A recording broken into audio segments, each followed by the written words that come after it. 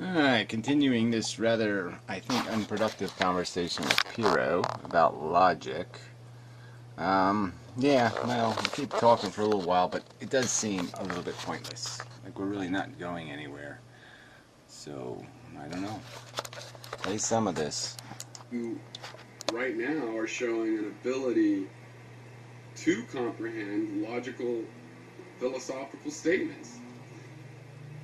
Going back to realism at Stanford Encyclopedia of Philosophy, you said that the fact that I believe and will say that material exists means that I'm a realist, because I think it exists separate from me perceiving it. That, like, for example, if I die, then it will go on existing. And Yeah, and that if your interaction is not necessary to its function, I mean, you don't even have to die to acknowledge that the thing is doing its thing.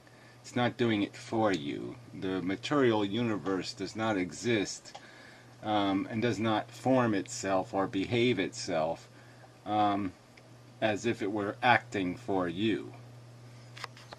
Something like that. you said you read this definition, and you accept this definition, and you've obviously misread it. It's only a goddamn. Yeah, I'm fine with the definition too, and I don't see how you can undo the definition unless you play silly word games, and I think that's what you're going to do.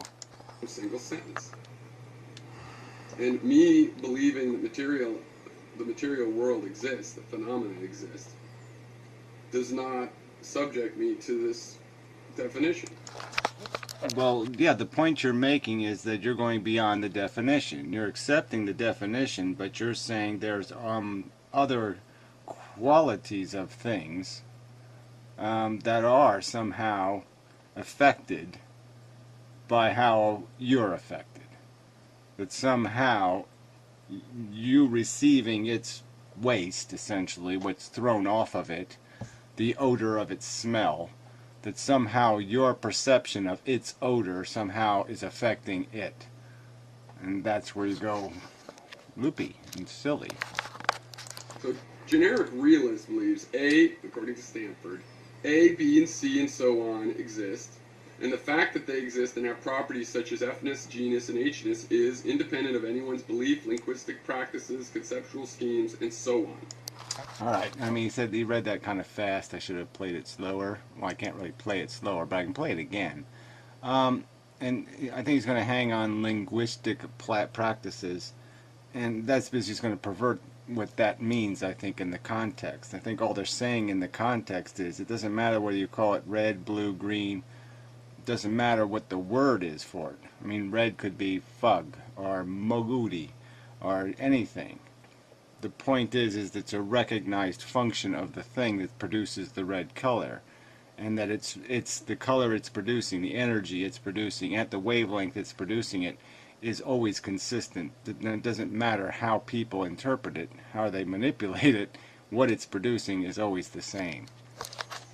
This believes A, according to Stanford, A, B, and C, and so on exist, and the fact that they exist and have properties such as Fness, genus, and Hness is independent of anyone's belief, linguistic practices, conceptual schemes, and so on. Yeah, so that basically means that the moon is going to orbit the Earth and it's not going to care whether we contemplate it or whether we do anything about it. It doesn't care what we call it. It doesn't. None of that stuff is going to change one single little nuance of its orbit or anything else until we fly up there and actually land on it. Then the effect is still minimal, but at least now we are directly interacting with it in some way that can affect it, its properties, its reality. Yeah, now it has some extra gold on it. Some gold leaf anyway, gold foil. But anyway, let's continue. Well, I don't believe things in themselves exist because material exists. You're the one that assumes that means it's the thing that has F. Yeah, look, the word thing is being used to describe the fact that we can recognize distinctions, again, between material. Alright, some materials, this class, that class, that class, that class. So we distinguish paper from mud, from dirt, from plastic, from water. They're all distinctly identifiable things, and that's what a thing is. We're not saying the thing is all the thing is, that the thing isn't made out of other things, and that those things aren't made of things, and those things aren't made of things. We're just saying that we can recognize things even on this level, and larger even. We can recognize civilizations. We can recognize things that we would all agree that we can see the pieces. We recognize a car as a thing, but we all recognize the engine as a distinctly different thing from the tail, from the trunk. So from the gas tank, we can recognize things. So you can't argue there's no things. It's just a silly idea. Thing is a fundamental concept of rational thought. And genus, and I'm saying it's not a thing, and why? Anything could be called a thing. Yeah, in normal language, but not in philosophical language. Not. Yeah, well, anything, okay, that you can thingerize, that actually has a distinction, that actually has something about it, a quality can be a thing, a function can be a thing can be a thing. Anything that distinguishes itself, creates a border between itself and other things, creates some capacity to recognize it as distinctly separate from that thing, okay, is a thing. And if you can't accept that, I mean, that's just that almost is a non-starter. You almost can't do anything rational with a world where I'm going to accept that these two things are not things. What the fuck you doing, cat? Huh? What are you doing? Don't do something stupid. Don't make me come after you. In logic, to be a thing, it has to have properties: Fness, genus, Hness. What are you doing? Predicates that apply properties to the object, to an identified object, and the identification has to be sufficient, of necessary and sufficient conditions. And that's what I don't believe. Yeah, material exists. It doesn't have Hness. Material. Well, I don't know how you undo the H-ness. I don't know. The word materiality is just a shorthand, again, for a qualification of things that have, matter that has formed itself, energy that has formed itself into this cellular stuff. I mean, this molecular stuff. It's formed into atoms that now have created their own elementary classifications. Their own elementary properties. The elements give the thing properties. The chemistry gives it properties. It's just not debatable or disputable. I've got to go deal with this cat. I'm back, I think. Look, when you said H-ness, pyrrho, H-ness is just a placeholder. I mean, it's just a word. So you're just basically saying that some property doesn't exist. So define a property that doesn't exist, one that you reject. Because any one of those things could be any property. It could be the plasticness of this bottle, or it could be the potato-ness here, this potato. Yes, my garden was a bit of a failure. This is my potato. Yeah, it's a little bit small. But it's perfect. Otherwise, it's a perfect potato. Except it's small. But anyway, yeah, the fact that it has a skin, that would be an H. Now, how are you going to undo the skin on this potato? You're not going to undo it. There's no undoing its H-ness. How would it? It's just a word made up. They're not just words made up. They're efforts to, again, define things. As words do, they define, they describe. And that's why words have definitions. It's because they're defining things. Damn it. So it's not just made up. The fact is we have words that are sloppy and messy and inaccurate. The definitions are inaccurate. They're likely to cause a problem because there's a falsehood built into them. So yeah, we should fix those. We should fix sloppy language. Words like objective should mean the same thing to me and the same thing to you. And they don't. And that is problematic. When you believe that the things of nature are really more wave-like and flow-oriented. Yeah, that's right. That was my accusation in the last video, and that's what you're doing here. Wave-like and flow. You're just attempting again to make something that is explicit, something that is precise. It's doing a very precise thing, a very deterministic, disciplined, rule-obeying. It's as functional as a hammer hitting a nail, and you want to turn hammer hitting a nail into something fudgy. Okay, you want to turn it into something dissolving and appearing and disappearing, and you want to make it so there is this cognitive dissonance that'll make room for your fairy tales, and that's all this is about in the end, in my opinion. Flow. Concepts about flow. Flow. Fluctuation. Flux. Yeah, like I said, there is no such thing. That's an illusion of our senses. Alright, just like any vibration, any stimulation that comes into our senses too fast, I can't see the frame rate of this video. Alright, it eludes my senses. But I intellectually understand. It's a series of still images. It's not a flow or a flux or any of that crap. It's a series of the precise digital images. Are more apt. Things don't have inherent properties then, because they're systems. Well, that's just playing a game with words again, as if you're implying again that system means that it's beyond description, that the system doesn't have an explicit function, that it isn't confined by the laws and the rules governing the circumstance, the physical laws and the circumstance of their position at the moment you're judging it or looking at it, or evaluating it. That systems don't have garbage in, garbage out. That if you put reliable information in, it will produce reliable output. That's a fact. Systems are incredibly not flowy. It becomes compatible with what we've noticed in nature now, that red is not in the red apple, like... See, this is where you go all wrong, just catastrophically wrong. The fact is, the red is part of the apple's function. The apple changes the wavelength of the light that strikes it. Alright? It changes, it reflects it, alright, in a consistent pattern of red wavelength. Alright? It's a fact. The wavelength has been changed by the light reflecting off the apple. It has manipulated and distorted and altered the light that came in, and it's producing something, it's giving something else back. It's functioning. It's part of its function. Alright? It's producing that red. It's not an illusion. It's a reality. It changes the wavelength of the light. Plato thought. Red is a behavior of the system. So-called properties of these systems, if they... The system, now you're going to imply that has something to do with the receiver. Again, no. It doesn't matter who the receiver is, what the receiver's doing, the apple will produce exactly the same effect. But it is producing an effect that we call red.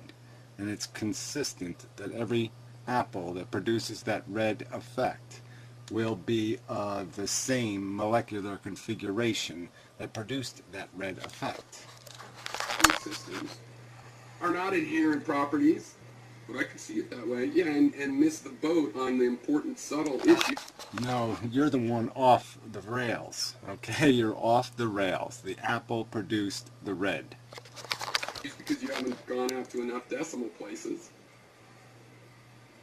What is called a property is really just an expression of that system. It's a behavior of that system. Same difference. Properties are measured by behavior. So again, that's not where the argument is. You're going to argue that somehow the individual receiving the red is somehow defining the apple. The apple doesn't need you to see the red for it to be producing red. And we have to make exceptions for classical logic all the time. We don't say the mirror is red just because it's reflecting a red wall. You have the mirror tilted at a red wall. And see, this is where you made your mistake, because we don't say that because the mirror doesn't change anything. The mirror reflects. What goes in comes out. So it's a distinctly different thing. The mirror does not produce red. Red comes in, it gives back what it got.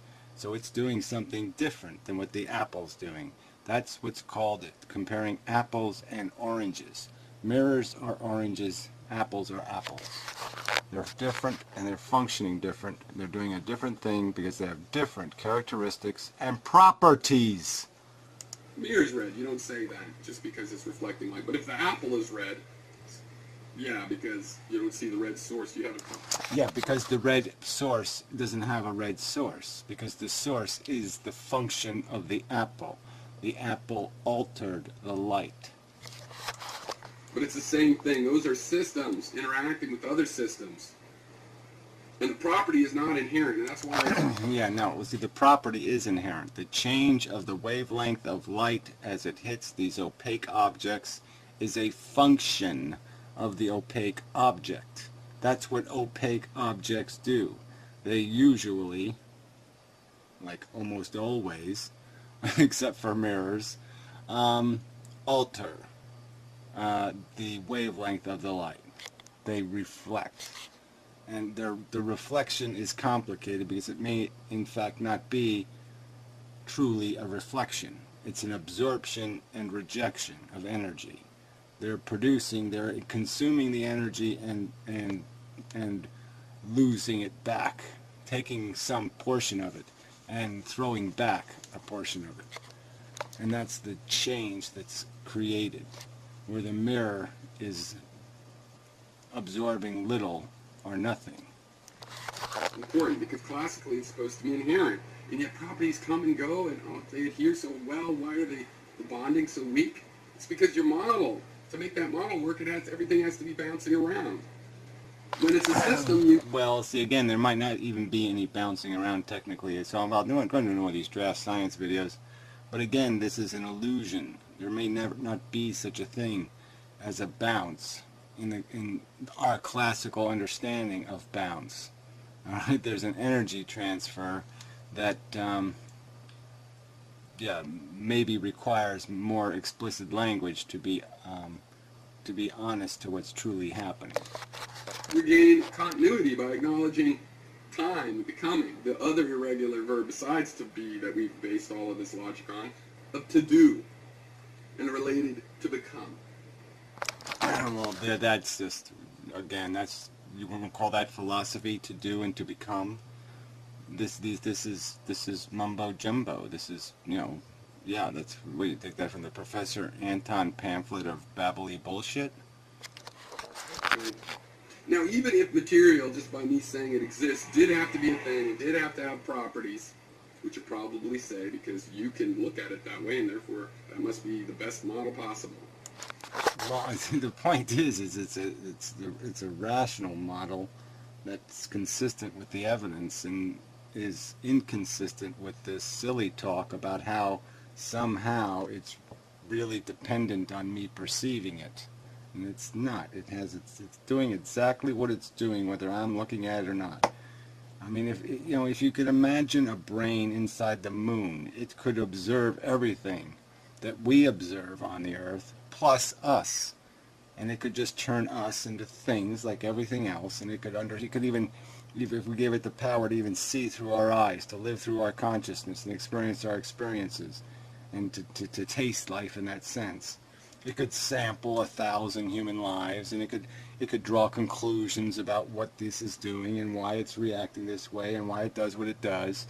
It would be completely observable and dissectable, and that's what frickin' logic allows us to do, is to understand the mechanisms, understand what they're producing, how they're affecting.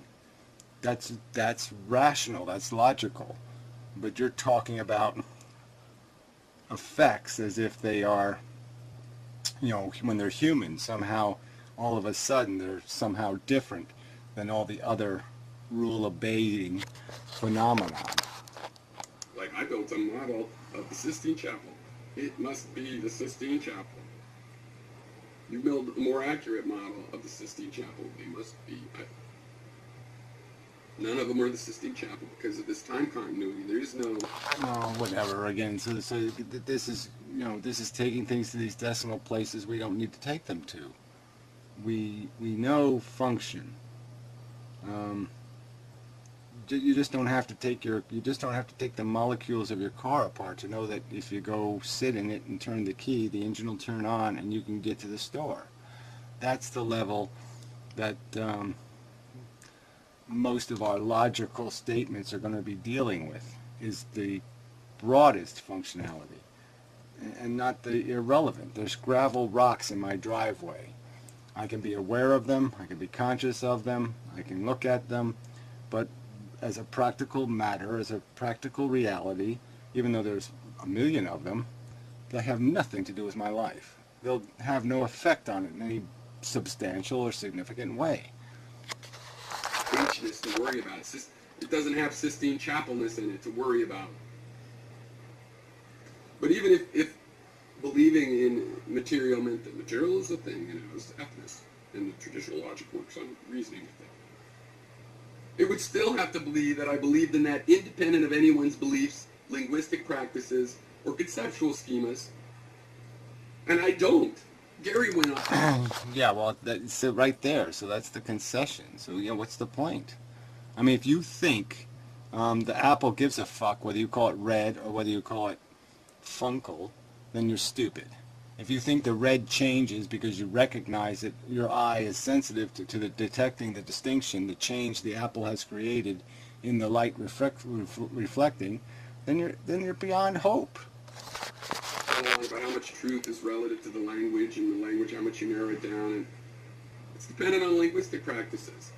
But I think the thing... It's not dependent. That's the thing where you're getting it wrong. The thing is not dependent on our linguistic practices. What it's doing, how it's functioning, all of that, its relationships, its origins, the whole thing, all that story is completely the same story whether we tell the story right or wrong. It doesn't matter what we perceive. Okay, the point is that we are attempting to perceive the truth of its circumstance, its function, its origin, its interactions. Damn it. Is like a data structure in the mind. It is to a book the digital representation of the book in a computer, in an e-reader. So the thing that has properties is in our head. We get a bunch of... The thing that has properties is in our head. Again, this is like saying the rock isn't a rock. It's only my perception that it's a rock. That doesn't make any sense. It's a rock. All right? It has its characteristics, its function, its life history, its origins, its destiny. I mean, all these things are going to be the same whether I perceive it or not. I'm attempting to model its existence. I'm not making up its existence. And the way we test our model is through logic. We use logic to see if our standards for judging the rock are the same for our standards for judging things with other characteristics, and whether there's a consistency in our descriptions and how we drew these lines of distinction between these things. And all we're looking for are contradictions, hypocrisies, duplicities, cheats, and things that would show an inconsistency between how they're measured or how they're judged or how they're being evaluated or how they were tested. That's what we're looking for. But if we don't find any of those, then we got it right. Qualia, we bundle them together. Qualia. So, I mean, another word that just doesn't belong in a rational philosophical conversation, in my opinion. As some sort of, if this word had a consistent definition, and let's say it did, and that consistent definition was just some loose terminology used to describe sensation, well, okay. But that's, it's still just a concession to a lack of detail that we are providing. We obviously have sensation because of a psychology and physiology and neural system, and those are explicit things that take place within us. And some of them are consistent from human to human, and some of them are not consistent from human to human, but we can make general statements about them. Say, look, now the thing has quality. Qualia, pure quality. This is red. This is heat. We bundle them together and say, okay, there's something relating all these qualia. And that thing is on our head. So it's definitely dependent on your personal... No. I'm sorry. I mean, the consistency of form or function puts things into a category that we can notice. Like I said, we're noticing the similarity. Like all the suns that are burning, each one is individual and different, but we recognize the consistent character of them and call them one kind of thing. Now that distinction, the fact that we're calling them one kind of thing, is not critical to their function, all right, but it is a characteristic of their fact. It's a fact of their circumstance that is gleanable. We can glean that fact. We can find that fact. We don't make it up. We discover it. We see it. Just as we can discover the circumstantial relationship between diameters and circumferences, or angles and the length of sides of triangles. Beliefs, though you can argue because of the word belief that no, it's not like whatever you believe is true, but it is not independent either. Your beliefs have an effect on it. But even more, your beliefs have an effect on it. So right there you're going to get into real trouble. Your beliefs have an effect on what?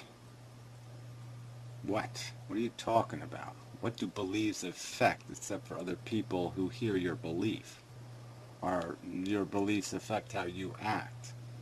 But what's this it is talking about? What are beliefs affecting?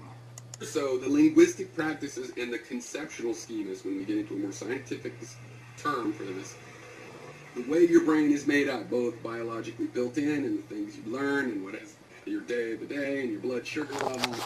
All that crap just means whether you're going to get the answer right or whether you're going to get the answer wrong. It's not going to change the right answer. The right answer is out there. There are factual statements, there are inaccurate statements, there are incomplete statements. There are all kinds of errors that we can make. And our subjectivity, our qualia-ness can make us fuck it up. But it doesn't change the fact. And if we're missing something, if we don't see the magician pull the fucking bird out of its, it's got it up its sleeve, and we don't really see how he did it, the fact is he did it. All right, we don't have to see it all for it all to exist, and we're still trying to just discover it. All right, but our fucking emotional bullshit has nothing to do with the fact that that's where the damn bird came from. It was shoved down his fucking sleeve. And all of these things expressing themselves through a conceptual schema, a way of thinking about stuff, that defines what objects and what properties you're going to see and reason with. Well, like I said, what becomes relevant and meaningful, it will define what facts we care to know, but it doesn't change the fact that facts are there to know. So yeah, there's a whole bunch of facts that I can find out about all the rocks in my driveway. I could find out what percentage or what color and what the average size is. I could find out lots of information about their reality, about the reality of the driveway. But I don't need to know it, so I don't have to go get that information. But that information is there to go get. And it's part of the reality. How many inches separate them, or how much weight mass is distributed, and all those things are facts. They're facts of their circumstance, of their function, of their quality, of their characteristics, of their all this stuff. The A, B, C, D, E, F, G, H, I, J, K is all out there, and all we're doing is trying to find it. And the fact that we care more about stuff that means something to us as sentient beings, that's going to have some effect on whether we're going to get fed or laid, well, duh. And the fact that I believe there's a real material world, and it's just that things turns out to be no better than God at modeling it, doesn't mean I'm a realist. Realists are people that believe that this traditional epistemological framework is actually somehow out there in the real world. That there is a relationship. Things are 2 inches apart, and that things do weigh a certain amount, and that things do function a certain way, and that the apple does reflect red. Whether you call it red or not, whether it's a wavelength of light, they do reflect that wavelength of light. These are facts. You don't need a human to categorize something for it to get in one of these categories. It's out there, sitting in its category, and its category. Yeah, well, it doesn't have written on the apple is not, and it's not going to be the words, I commonly produce the wavelength of what is perceived as red by human sapiens on Earth. Yeah, it doesn't have that written on it. But the fact is the truth of it is true. The truth is this is how apples affect human perception, by creating the illusion of a red color. That's a fact. It's somehow out there sitting in the real world. And I don't believe that. Therefore, I'm not a realist. And if you can't read this definition and see that, then I think we have a starting point that goes... No, I think we have a finishing point that goes to the point that there's no point in talking with people who think reality is waiting for us to discover it. It's not waiting for us. People who think reality changes because we perceive it differently. No, we either get it right or we get it wrong. We either make a statement about it that's correct or we make a statement about it that's incorrect. But that's all there is, all right? And we're going to more likely be correct, in my opinion, if we stick to some logical discipline. If you were more like the Vulcan you look like, yeah, then you'd get it right. But if you're going to play this fudgy little, flowy little wavy bullshit, you're going to fail to get it right. Back to critical reading and philosophical reading. And also, I don't know about your philosophical education. I rejected a lot of the things I was... Well, who cares about all that crap? Yeah, I mean, really, fuck this shit. Where we have to go back and fit into some category of, you're a Bohrite or an Einsteinist. And fuck you. So anyway, enough of the video. Yeah, it's just very discouraging. I guess. I mean, what I would like is a challenge to my theory. Okay, that the truth isn't out there to be discovered. That that statements can be made that are either factually correct or factually incorrect. Yeah.